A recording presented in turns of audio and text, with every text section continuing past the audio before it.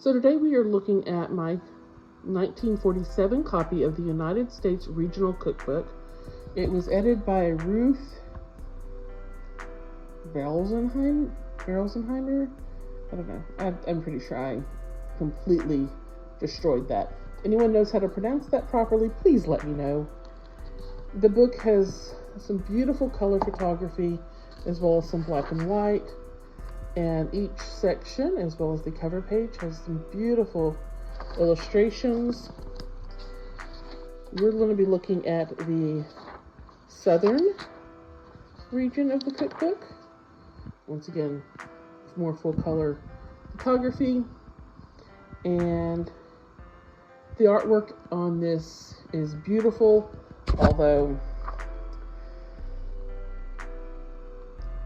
the subject matter is very suitable to the era, I think. I think that's probably the kindest way I can put that. Moving on. We're going to do the black and white photography all throughout. We are looking for, there it is, Southern Cornbread. And it reads, "Never put sugar in Southern cornbread." I'm sure we've all heard that. I'm going to say what I grew up in Texas looks nothing like this. And there is a little bit of sugar in what we have, what I've made in here in Texas most of my life. Anyway, this is 1 cup of white cornmeal, 1 egg beaten, half a teaspoon of baking soda, 1 cup of buttermilk, half a teaspoon of salt, 1 tablespoon of shortening, and then sift dry ingredients together, mix egg and buttermilk, and add to dry ingredients. Add shortening and pour into the greased shallow pan. Bake in a very hot oven, 450 Fahrenheit, for 18 minutes. Serve 6. I am going to confess I did this at 425, and it came out perfect. I also did not have any white cornmeal. Yellow is more common in this area. And looking, some Googling says pretty much the difference is just the color. So that's what we went with.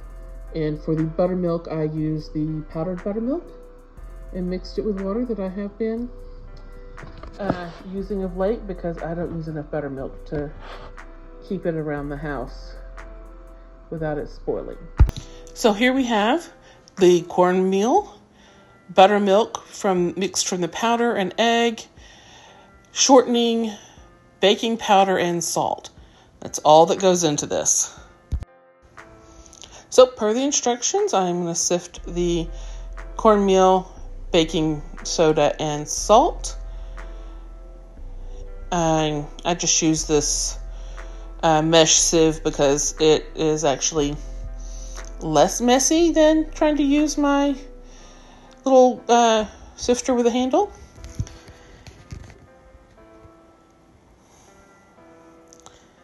And then I just moved that aside and got a small mixing bowl to mix the wet ingredients.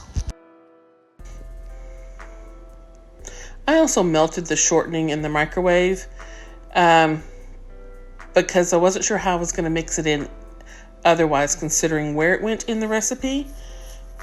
My normal cornbread recipe uses vegetable oil, so it's a liquid anyway.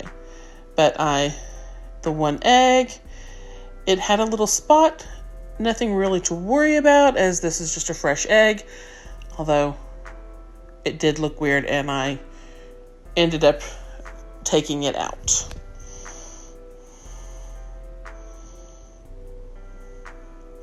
Yeah, see, I can still see it after I've mixed, beaten that egg.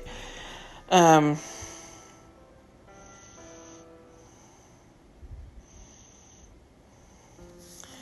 then I added the buttermilk. You could also see that I did not mix the buttermilk as thoroughly as I should have. And then added this to the dry ingredients.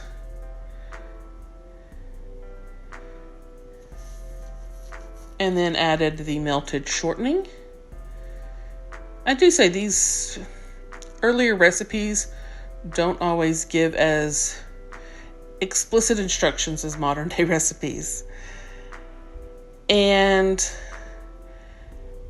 I had the greased cake pan in the oven warming up. It's a little trick I learned from my former mother-in-law, and it makes a nice crust on the cornbread. It didn't say to do it. It didn't say not to do it. It just said pour in a greased pan. And then I baked this at 425 for the 18 minutes. And out of the oven, it turned out to be a beautiful cornbread, even though a little thinner than I'm used to my cornbread being. But once again, it was just 1 cup of cornmeal instead of a cup of cornmeal and a cup of flour. Turning it over, you can see the darker crust.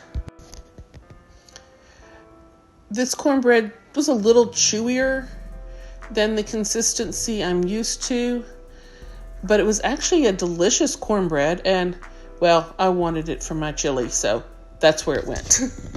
And it was very good in that.